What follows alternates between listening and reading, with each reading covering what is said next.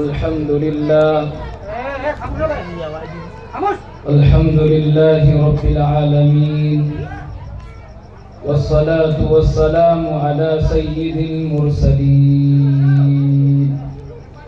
وخاتم النبيين، لا نبي بعده ولا نبوة بعده ولا رسالة بعده ولا رسول بعده، صلى الله عليه وعلى آله وصحبه وبارك وسلم تسليما كثيرا كثيرا. أما بعد، فأعوذ بالله من الشيطان الرجيم. بسم الله الرحمن الرحيم. والذين آمنوا وعملوا الصالحات سندخلهم جنات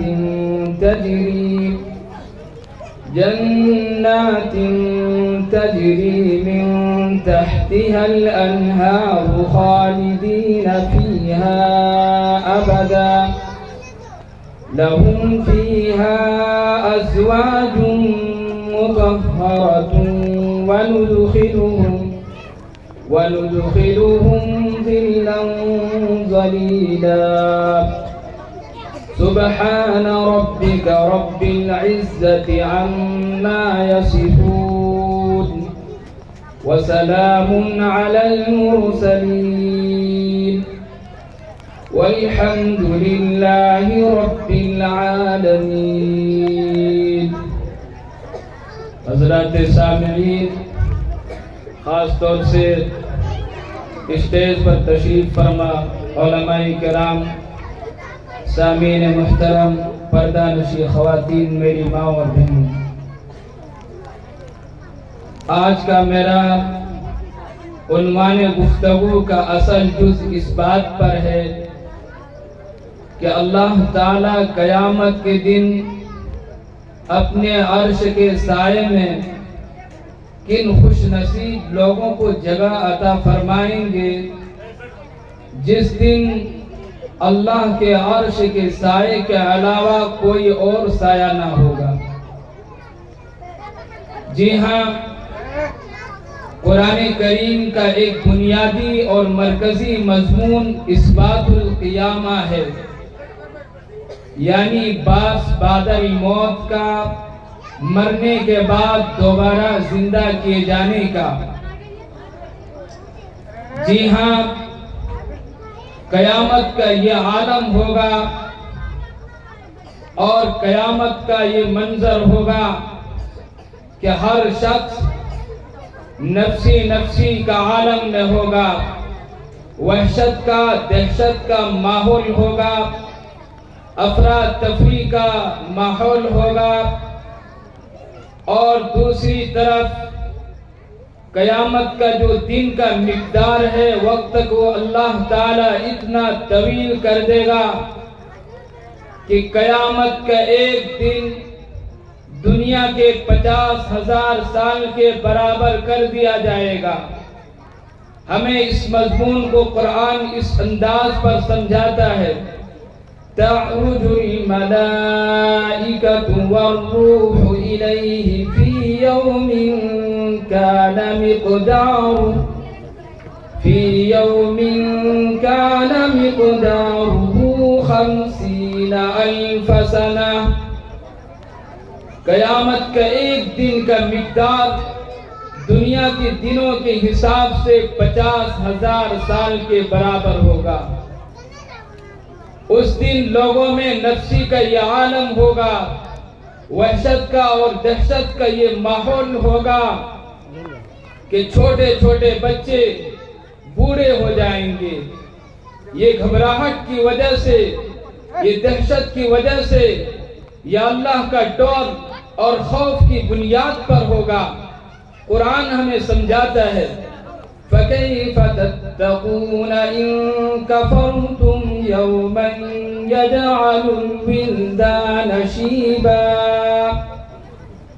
اگر تم کفر کرتے رہے कुफ्र पर तुम जमे रहे तो उस दिन से कैसे बचोगे जिस दिन बच्चों को बूढ़ा कर दिया जाएगा, जिस दिन बच्चे बूढ़े हो जाएंगे,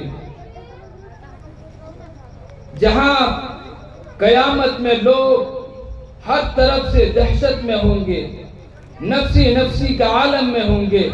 अल्लाह के नबी अलैहिस्सलाम की एक रिवायत मुस्लिम शरीफ में मौजूद है।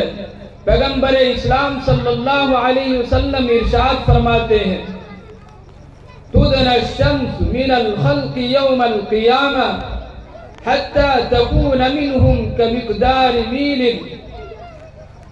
कि कयामत के दिन इस सूरज को इंसान से इतना करीब कर दिया जाएगा कि सिर्फ 1 मील के फासले के बराबर रह जाएगा। रावी हदीस हजरत सुलेम बिन आमिर रज़ी अल्लाह ताला अन्हु फरमाते हैं कि मुझे मालूम नहीं कि पैगंबर इस्लाम सल्लल्लाहु अलैहि वसल्लम ने मील से मुराद क्या लिया है। या तो जमीन की मसाफत का मील मुराद है, या मील से वो सलाई मुराद है जिससे आंख में सुरमा लगाया जाता है। मुसलमानों, अगर जमीनी मसाफत का मील मुराद लिया जाए तो 1 मील तकरीबन 1.5 किलोमीटर के फासले पर होता है।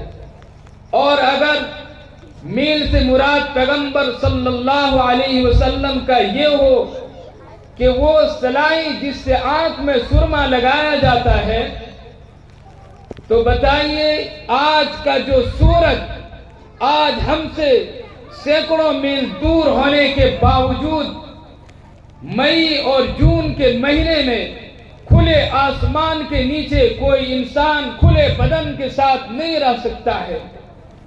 उस वक्त का क्या आलम होगा कि जब सूरज को इंसान से बिल्कुल करीब कर दिया जाएगा।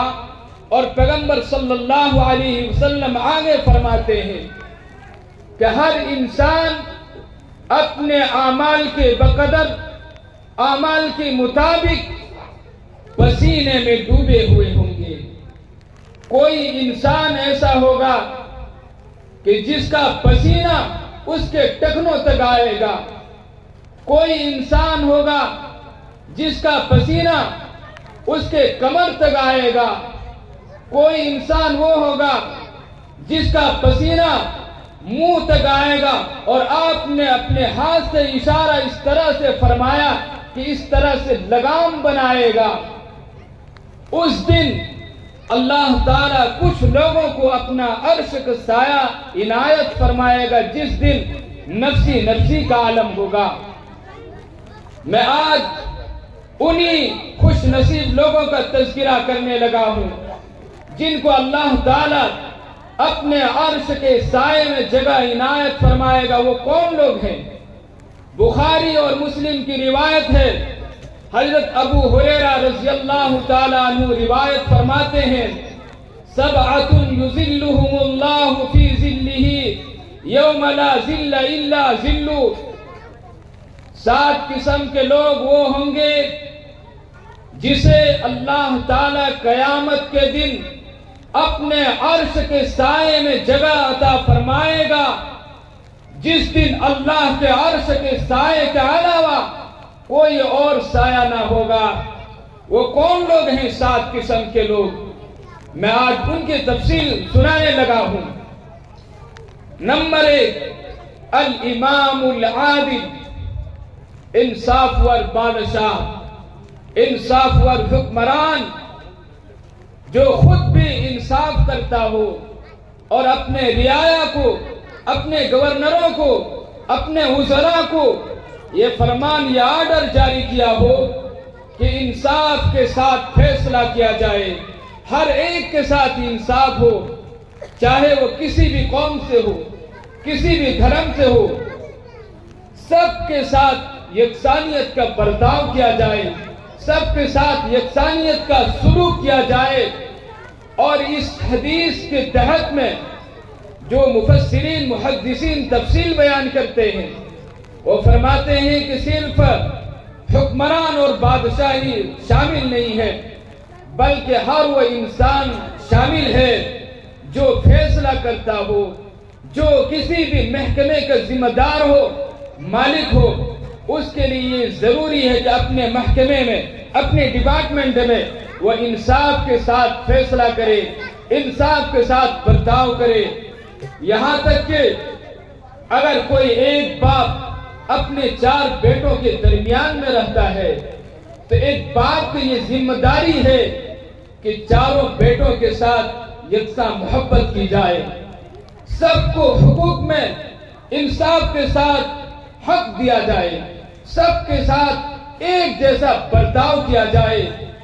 اگر کوئی سماج میں فیصل ہے، حکم ہے، کوئی پنچایتی میں آتا ہے تو اس کے لیے بھی یہی حکم ہے کہ سماج میں کس طرح سے فیصلہ کرنا چاہیے. آئیے میں قرآن کریم کی روشنی میں سمجھانے لگا ہوں. اللہ تعالیٰ ارشاد فرماتا ہے یا داؤد انا جعلناک خلیفۃ فی الارض فاحکم بین الناس بالحق ولا تتبع الهوى فَيُضِلَّكَ عَن سَبِيلِ اللَّهِ. اللہ ارشاد فرماتا ہے اے داؤد، ہم نے تمہیں زمین میں خلیفہ اور نائب بنایا ہے، تم لوگوں کے درمیان انصاف کے ساتھ فیصلہ کرو، رشتہ داری کی بنیاد پر نہیں، دوستی کی بنیاد پر نہیں، پیسوں اور رشوت کی بنیاد پر نہیں، ہندو اور مسلم کی بنیاد پر نہیں، بلکہ فحکم بین الناس بالحق، عدل کی بنیاد پر، حق کی بنیاد پر فیصلہ کرو. آگے اللہ فرماتا ہے وَلَا تَتَّبِعِ الْهَوَىٰ، اور خواہشات نفسانی کی پیروی نہ کرو، خواہشات کی اتباع مت کرو. اگر آپ نے ایسا کیا فَيُضِلَّكَ عَن سَبِيلِ اللَّهِ، تو آپ رائے حق سے بھٹک جائیں گے. دوسری آیت جو اللہ تعالیٰ نے آخری نبی ہمارے اور آپ کے نبی کو یہ فیصلہ کرنے کا طریقہ بتلایا اور آپ کو یہ فرمان دیا فَاحْكُمْ بَيْنَهُمْ بِمَا أَنزَلَ اللَّهُ وَلَا تَتَّبِعْ أَهْوَاءَهُمْ عَمَّا جَاءَكَ مِنَ الْحَقِّ. اللہ تعالیٰ اپنے آخری نبی کو یہ میسیج دیتا ہے، یہ پیغام سناتا ہے کہ آپ لوگوں کے درمیان فیصلہ کریں اس قانون کے مطابق، اس فرمان کے مطابق، اس احکام کے مطابق جو اللہ تعالیٰ نے آپ پر اتارا ہے. اور وہ فرمان کیا ہے، وہ قانون کیا ہے، وہ دستور حیات کیا ہے، وہ اللہ کا قرآن ہے. اور آگے فرماتا ہے وَلَا تَتَّبِعْ أَهْوَاءَهُمْ، اور آپ لوگوں کے خواہشات کی اتباع نہ کریں، لوگوں کی باتوں کی پیروی نہ کریں، بلکہ آپ کے پاس حق آ چکا ہے، آپ حق کی بنیاد پر فیصلہ کریں. میرے بھائیو، غور کرنے کے مقام ہے، دنیا میں کوئی نبی ایسا نہیں آیا جس نبی نے انصاف کے ساتھ فیصلہ نہ کیا ہو، جس نبی نے حق کی بنیاد پر فیصلہ نہ کیا ہو، جس نبی نے یہ نہیں ہوا کہ انہوں نے سماجی کی بنیاد پر، دوستاری کی بنیاد پر، رشتہ داری اور قرابت کی بنیاد پر، سماجی کی بنیاد پر فیصلہ کیا ہو. اور نہ ہی کسی نبی نے خواہشات کی اتباع کی ہے. لیکن اللہ تعالیٰ نبی کو مخاطب کر کے امت کو پیغام دینا چاہتا ہے کہ جو لوگ سماج میں فیصل ہے، جو لوگ سماج میں حکم بن کر کے پھرتا ہے، ان کے لیے یہ میسیج ہے کہ آپ جب فیصلہ کریں حق کی بنیاد پر کریں، عدل کے ساتھ کریں، جو غلط ہے ان کو غلط بتائیں، جو حق پر ہے ان کو حق بتلائیں، رشوت کی بنیاد پر نہیں، پیسوں کی بنیاد پر نہیں، دوستاری کی بنیاد پر نہیں، قرابت داری کی بنیاد پر نہیں، مسلمان اور ہندو کی بنیاد پر نہیں. وَلَا تَتَّبِعْ أَهْوَاءَهُمْ، نبی خواہشات پر نہیں چلتے ہیں، نہ نبی نے کبھی امت کے خواہشات کا پیروی کی ہو. لیکن میسج امت کو دینا ہے کہ کوئی بھی امت اپنی نفسانی خواہشات کی بنیاد پر امت کے درمیان فیصلہ نہ کرے. اور اللہ نے کیا فرمایا؟ فَاحْكُمْ بَيْنَهُمْ بِمَا أَنزَلَ اللَّهُ، اے پیغمبر آپ فیصلہ کریں اس قانون کے مطابق جو قانون آپ پر نازل کیا گیا ہے۔ فیصلہ کس سے کرانا چاہیے؟ جس کے پاس قرآن کا علم ہو، جس کے پاس نبی کا احادیث کا علم ہو۔ اللہ ہمیں بتلاتا ہے، نبی کو کہتا ہے کہ قرآن کے قانون کے مطابق آپ فیصلہ کرائیں۔ قرآن کے قانون کے علم کس کے پاس ہے؟ نبی کے فرمان کے علم کس کے پاس ہے؟ علماء کے پاس ہے۔ لیکن آج ہمارے معاشرے کا یہ المیہ ہے، اگر کسی پنچایت میں کسی عالم کو اگر دیکھ لیا جائے، کوئی امام پہنچ جائے تو پورے سماج کے لوگ گھور گھور کر اسے دیکھتے ہیں اور کہتے ہیں کہ امام صاحب آپ کا کیا کام ہے؟ حافظ صاحب آپ کا کیا کام ہے یہاں پر؟ یہاں تو فیصلہ کرنے کے لیے ہم آئے۔ حالانکہ اللہ اپنے نبی کو کہتا ہے آپ قرآن کے قانون کے مطابق فیصلہ کریں۔ قرآن کے قانون کا علم آپ کے پاس نہیں ہے، علماء کے پاس ہے۔ آج ہمارے معاشرے میں علماء کو پیچھے چھوڑ دیا گیا، اس لیے فیصلہ صرف رشوت کی بنیاد پر ہو رہا ہے، قرابت داری کی بنیاد پر ہو رہا ہے، ہندو مسلم کی بنیاد پر ہو رہا ہے، پیسوں کی بنیاد پر ہو رہا ہے، اور خواہشات نفسانی کی بنیاد پر ہو رہا ہے، جس سے اللہ نے ہمیں منع کیا تھا۔ اللہ ہمیں اور امت مسلمہ کو ایک پیغام دیتا ہے ایک آیت میں۔ اللہ کہتا ہے ان اللہ یأمرکم ان تؤدوا الامانات الى اہلها وَإِذَا حَكَمْتُمْ بَيْنَ النَّاسِ فَاحْكُمُوا بِالْعَدْلِ إِنَّ اللَّهَ نِعِمَّ مَا يَعِظُكُمْ بِهِ إِنَّ اللَّهَ كَانَ سَمِيعًا بَصِيرًا۔ اللہ عالم اسلام کو، امت مسلمہ کو یہ پیغام دیتا ہے ان تؤدوا الامانات الى اہلها، امانت داروں کو اس کی امانت واپس کر دو۔ جو حقدار ہیں آپ کے، ان کے حق خود پہنچاؤ۔ ہر امانت والوں کو امانت دینے کا حکم دیا گیا ہے۔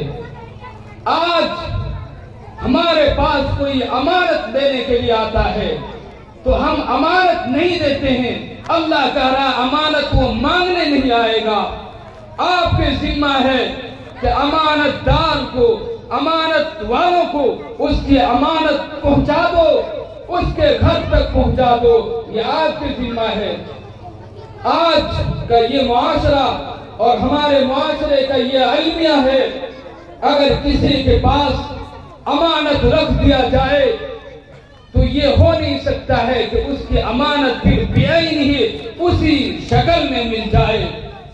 آج ہم اتنا بڑا ڈکیت اور چور ہو چکے ہیں، ظاہر میں مسلمان ہیں، اندر میں ہمارا شیطان جگا ہوا ہے۔ آج کا یہ معاشرہ یہ ہو نہیں سکتا ہے کہ ہمارے پاس کوئی امانت رکھ دے، ہمارے پاس کوئی حق پائے اور اس حق کو ہم خود حق والوں تک پہنچائیں۔ یہ ہمارا دل نہیں چاہتا ہے، یہ ہمارا ایمان ابھی اتنا تازہ نہیں ہے۔ اسی آیت میں اللہ بیان فرماتا ہے وَإِذَا حَكَمْتُمْ بَيْنَ النَّاسِ فَاحْكُمُوا بِالْعَدْلِ، اور جب تم لوگوں کے درمیان فیصلہ کرو، جو سماج کے فیصل ہیں وہ کان کھول کر سن لیں، جو پنچایتی میں آتے ہیں وہ سن لیں۔ اللہ یہ فرمان جاری کرتا ہے، مثال دے کر کے واضح انداز میں آپ کو سمجھاتا ہے کیا کہ جب آپ فیصلہ کرنے کے لیے آئے، پیسوں کی بنیاد پر نہیں، گھر کی بنیاد پر نہیں، قرابت داری کی بنیاد پر نہیں، رشتہ داری کی بنیاد پر نہیں۔ اگر آپ کا بھائی غلط ہو، آپ فیصلے میں بتائیں کہ میرا بھائی غلط ہے۔ آپ کا باپ غلط ہو، فیصلے میں بتائیں میرا باپ غلط ہے۔ آپ کا کوئی گھر کا ذمہ دار، کوئی افراد اگر غلط ہو، آپ سماج میں بتائیں کہ میرا گھر کا آدمی غلط ہے، یہ آدمی حق پر ہے۔ قرآن یہی ہمیں سمجھاتا ہے۔ اور اگر نہ سمجھو اور اس بات پر عمل نہ کرو، اللہ کہتا ہے ان اللہ نعم ما یعظکم بہ اللہ بہترین آپ کو نصیحت کرتا ہے، ان اللہ کان سمیعا بصیرا، وہ اللہ کہتا ہے تم جو بول رہے ہو اسے اللہ بھی سنتا ہے، جو تم کر رہے ہو اللہ اسے بھی دیکھ رہا ہے۔ تم کس کے پکش میں بول رہے ہو، کس کے طرفداری میں بول رہے ہو، اللہ کہتا ہے سمیعا بصیرا، اللہ سن رہا ہے تمہاری باتوں کو۔ تم نے کس سے کان سے اور آنکھ سے اشارہ کیا، کس کو بتایا کہ تم ٹینشن مت لو، ہم تمہارے ساتھ ہیں۔ اللہ کہتا ہے ہم تمہاری حرکتوں کو بھی دیکھ رہے ہیں۔ آؤ جس دن یومئذ تحدث اخبارها، جس دن زمین اپنی خبروں کو بیان کرنا شروع کر دے گی۔ یہ زمین اللہ کا سی سی ٹی وی کیمرہ ایسا ہے، مسلمانوں غور سے سنو، آج اگر کہیں پر سی سی ٹی وی کیمرہ لگا ہو جہاں باہر میں لکھا رہتا ہے کہ آپ سی سی ٹی وی کیمرے کے نگرانی میں ہے، کوئی بھی انسان وہاں اندر آتا ہے اور دیکھتا ہے تو بڑے سات باز بن کر کے آتا ہے، بڑے نیک صالح دکھنے میں لگتا ہے۔ وہاں پر لڑکیاں بھی ہوتی ہے، کبھی نگاہیں اٹھا کر کے نہیں دیکھے گا، پیسے رکھا ہوا ہوتا ہے، کبھی نگاہیں اٹھا کر کے نہیں دیکھتا ہے۔ کیوں؟ باہر لکھا ہوا تھا کہ آپ سی سی ٹی وی کیمرے کے نگرانی میں ہے، آپ اتنا ڈر رہے ہیں دنیا کے کیمروں سے۔ اللہ کہتا ہے کہ ہم نے تمہارے لیے سی سی ٹی وی کیمرے ایسے لگایا ہوں، بتاؤں اللہ کی زمین یہ سی سی ٹی وی کیمرہ ہے۔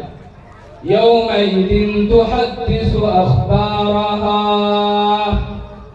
قیامت کے دن یہ زمین اس کے پشت پر جو کام ہوا تھا وہ ساری خبریں بیان کرنا شروع کر دے گی۔ یہ زمین یہ بھی بتائے گی کہ ایک عالم آیا تھا، اس نے اس آیت کی تفسیر کی تھی ہمارے سامنے، لوگوں کو سمجھایا تھا کہ اللہ سی سی ٹی وی کیمرے کے نگرانی نہیں، سارے امت کے لوگ ہیں۔ آپ لوگ سن رہے ہیں، اس بات کو بھی کل قیامت کے دن یہ زمین بتائے گی۔ کراما کاتبین یعلمون ما تفعلون، ہر انسان کے پاس اللہ کی نگرانی کے لیے فرشتے موجود ہیں۔ اذ يتلقى المتلقيان عن اليمين وعن الشمال قعيد ما يلفظ من قول إلا لديه رقيب عتيد، جو انسان اپنی زبان سے نکلتا ہے، جو کچھ بولتا ہے، انسان کے دائیں اور بائیں لکھنے والا موجود ہے، کوئی چیز چھوٹ نہیں سکتا ہے۔ سب جب کھول کر کے سامنے رکھ دیا جائے گا نام اعمال، کہا جائے گا پڑھ لو، اقرأ کتابک کفا بنفسک اليوم علیک حسیبا، لو تمہارے سامنے تمہارے نام اعمال کھول دیا جائے گا، دیکھو کیا لکھا ہوا، دیکھو تم نے کیا کیا ہے۔ زمین کے پشت پر بظاہر نیک تھا، سر پہ ٹوپیاں تھی، چہرے پہ داڑیاں تھی، لیکن تمہاری حرکتیں دیکھو تمہارے سامنے کھول دیا جائے گا۔ لیکن مسلمانوں غور سے ہمیں سننے اور سمجھنے کی ضرورت ہے۔ میں نے صرف ایک بات ابھی کی تھی الامام العادل پر، دوسری بات جس کو اللہ تعالیٰ قیامت کے دن اپنے عرش کے سائے میں جگہ عنایت فرمائے گا، وہ کون لوگ ہوں گے؟ فرماتے ہیں اللہ کے نبی کی زبان میں وَشَابٌ نَشَأَ بِعِبَادَةِ اللَّهِ، ایسا نوجوان جس کی جوانی کی پروان چڑھتی وہ اللہ کی عبادت کے ساتھ ساتھ۔ آج نوجوان جس کے ٹانگوں میں طاقت ہے، جس کے بدن میں ابھی گرم خون ہے، کبھی ان کے ذہن و دماغ میں مرنے کا تصور بھی نہیں آتا ہے۔ دین کے کام کرنے کے لیے اس کے ذہن و دماغ میں یہ بسا ہوا ہے کہ ابھی تو ٹائم بہت ہے، ابھی تو جوانی ہے، ابھی تو مستانی ہے۔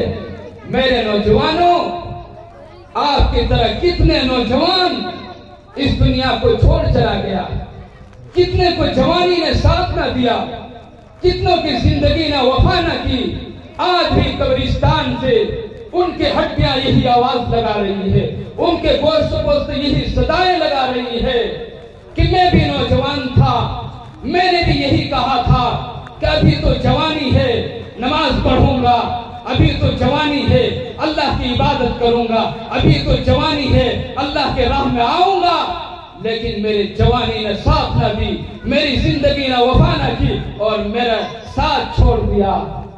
نوجوانوں، یہ آپ کے لیے سوچنے کا مقام ہے۔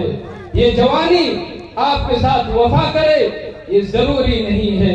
کتنے نوجوان تھے جن کی جوانی پر ناز تھا، جن کے اپنی طاقت پر گھمنڈ تھا، جن کے رگوں میں دوڑتا ہوا خون تھا، لیکن وہ دیکھتے ہی دیکھتے اس دنیا کو چھوڑ چلا گیا۔ تیسری بات جس کو اللہ تعالیٰ اپنے عرش کے سائے میں جگہ عنایت فرمائے گا، تیسری قسم کے لوگ کون ہیں؟ وہ لوگ ہیں، اللہ کے نبی فرماتے ہیں وَرَجُلٌ قَلْبُهُ مُعَلَّقٌ فِي الْمَسَاجِدِ، ایسا آدمی جس کا دل مسجد سے جڑا ہوا ہو، مسجد سے لٹکا ہوا ہو، جب بھی مسجد سے باہر نکلے اس کا دل بِآبِ سمت کی طرف تڑپتا ہو، بلکتا ہو، سسکتا ہو کہ کب میں پھر اللہ کے گھر میں بھوگوں، کب میں اللہ کے گھر پہنچوں، اس کے دل میں یہ تڑپ ہو، یہ تپش ہو۔ ایسے لوگوں کو اللہ فرماتا ہے کل قیامت کے دن جب لوگ نفسی نفسی کا عالم میں ہوگا، اس دن میں اپنے عرش کے سائے میں جگہ عطا فرماؤں گا۔ چوتھی قسم کے کون لوگ ہیں؟ اللہ کے نبی فرماتے ہیں وَرَجُلَانِ تَحَابَّا فِي اللَّهِ اجْتَمَعَا عَلَيْهِ وَتَفَرَّقَا عَلَيْهِ، دو ایسا آدمی جو آپس میں محبت کرتا ہو صرف اللہ کی رضا کے لیے۔ اگر کسی عالم سے محبت ہو تو اس کے علم کی بنیاد پر، کسی مفسر سے محبت ہو اس کی تفسیر قرآن کی بنیاد پر، کسی محدث سے محبت ہو اس کی حدیث کی بنیاد پر، کسی اہل اللہ سے محبت ہو اس کے تقوی اور طہارت کی بنیاد پر، جب دو آدمی اس طرح سے اللہ کے لیے صرف محبت کرنے والا ہو جائے گا، اللہ تعالیٰ فرماتے ہیں، اللہ کے نبی فرماتے ہیں ایسے لوگوں کو اللہ تعالیٰ اپنے عرش کے سائے میں قیامت کے دن جگہ عطا فرمائے گا۔ پانچویں قسم کے لوگ کون لوگ ہیں جن کو اللہ تعالیٰ اپنے عرش کے سائے میں جگہ عطا فرمائے گا؟ اللہ کے نبی فرماتے ہیں وَرَجُلٌ دَعَتْهُ امْرَأَةٌ ذَاتُ مَنْصِبٍ وَجَمَالٍ فَقَالَ إِنِّي أَخَافُ اللَّهَ، ایسا آدمی جس کو ایک حسب نسب والی، عہدیدار، حسن و جمال کے پیکر عورت دعوت زنا دے اور وہ کہہ دے انی اخاف اللہ، میں اللہ سے ڈرتا ہوں۔ غور سے سنیں مسلمان، ایک تو عورت بلائے، عورت میسج کرے، عورت آفر دے، اس کے بعد وہ عورت کون سی ہو؟ کوئی بھیک منگی نہ ہو، کوئی راہ چلنے والی نہ ہو، کوئی بے قیمت اور بے وقت والی نہ ہو، بلکہ عہدہ اور منصب والی ہو، اور ساتھ ساتھ میں حسین و جمیل عورت ہو اور سارے راہ بھی ہموار ہو، پھر اس وقت کہہ دے انسان انی اخاف اللہ، میں اللہ سے ڈرتا ہوں۔ یہ بہت مشکل ہے، لیکن جو لوگ اللہ سے ڈرتا ہے، جن کے دل میں اللہ کا خوف موجود ہے، آج بھی وہ لوگ انی اخاف اللہ کہتا ہے۔ حضرت یوسف علیہ السلام کو زلیخا نے اس طرح سے ورگلایا، اس طرح سے پھسلایا کہ یہ ساری خصوصیات زلیخا میں موجود تھی۔ قرآن کہتا ہے وَرَاوَدَتْهُ الَّتِي هُوَ فِي بَيْتِهَا عَنْ نَفْسِهِ وَغَلَّقَتِ الْأَبْوَابَ وَقَالَتْ هَيْتَ لَكَ قَالَ مَعَاذَ اللَّهِ۔ زلیخا کوئی ایسی عورت نہیں بادشاہ کی عورت تھی، حسین و جمیل عورت تھی، اور انہوں نے حضرت یوسف علیہ السلام کو دعوت زنا کا آفر دی تھی اور سارے دروازوں کو بند کیا تھا، اور پھر کہا کہ یوسف اب تو کوئی نہیں دیکھنے والا ہے، سارے دروازوں کو بند کر دیا، وغلقت الابواب، سارے دروازوں کو بند کر دیا گیا، وقالت حیت لک، کہا آ جاؤ۔ حضرت یوسف نے کیا جواب دیا تھا؟ یہی کہا تھا انی اخاف اللہ، قال معاذ اللہ، اللہ کی بنات، میں اللہ سے ڈرتا ہوں، یہ ہو نہیں سکتا ہے۔ پھر جب بعد میں زلیخا نے عورتوں کو بلایا اور اس کے سامنے بات رکھی اور وضاحت کی کہ میں نے ہی کیا تھا، وَلَقَدْ رَاوَدتُّهُ عَن نَفْسِهِ فَاسْتَعْصَمَ وَلَئِن لَّمْ يَفْعَلْ مَا آمُرُهُ لَيُسْجَنَنَّ وَلْيَكُونَ مِنَ الصَّاغِرِينَ۔ زلیخا کہتی ہے اپنی سہیلیوں کے درمیان میں کہ میں نے اس کو پھسلایا تھا، دعوت زنا میں نے دیا تھا، فَاسْتَعْصَمَ، لیکن یہ پاک باز رہا، انہوں نے خدا ترس دکھائی اور یہ اس کام سے باز رہے۔ حضرت یوسف علیہ السلام نے فرمایا قال رب السجن احب الی مما يدعوننی الیہ، اے رب مجھے قید خانہ بہتر ہے ان کاموں سے جس کی طرف یہ عورتیں مجھے بلاتی ہیں۔ آج کے دور میں زنا سے بچنا بہت مشکل ہے، بد نظری سے بچنا بہت مشکل ہے۔ آج کے دور میں اگر کوئی آدمی زنا سے باز رہے گا، کوئی آدمی بد نظری سے اپنی نگاہوں کی حفاظت کرے گا اور وہ 5 وقت کی نماز پڑھے گا باجماعت، تو آج اس سے بڑا کوئی اللہ کے ولی نہیں ہوگا۔ سارے گناہوں سے بچنا انسان کے لیے آسان ہے، رشوت سے آدمی بچ سکتا ہے، چوری سے انسان بچ سکتا ہے، ڈکیتی سے انسان بچ سکتا ہے، مار دھاڑ سے انسان بچ سکتا ہے، لیکن زنا سے بچنا اتنا آسان نہیں ہے۔ لیکن میرے بھائیوں، جس کے اندر یوسف جیسا خوف ہوگا، جس کے اندر اللہ کا تقوی ہوگا، آج وہ کہہ سکتا ہے، آج بھی وہ وہی اعلان کرے گا، آج بھی وہ وہی صدا لگائے گا جو حضرت یوسف نے لگایا تھا، قال معاذ اللہ انی اخاف اللہ۔ یہ 5 باتیں ہوگی۔ 6ٹھی بات، وَرَجُلٌ تَصَدَّقَ بِصَدْقَةٍ فَأَخْفَاهَا حَتَّى لَا تَعْلَمَ شِمَالُهُ مَا يُنْفِقُ يَمِينُهُ۔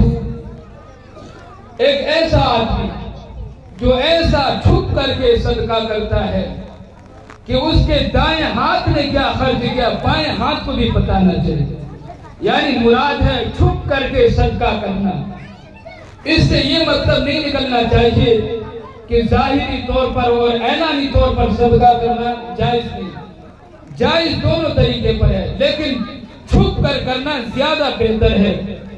اللہ کے قرآن ہمیں سمجھاتا ہے ان تبدوا الصدقات فنعما هي وان تخفوها وتؤتوها الفقراء فهو خير لكم ويكفر عنكم من سيئاتكم والله بما تعملون خبير۔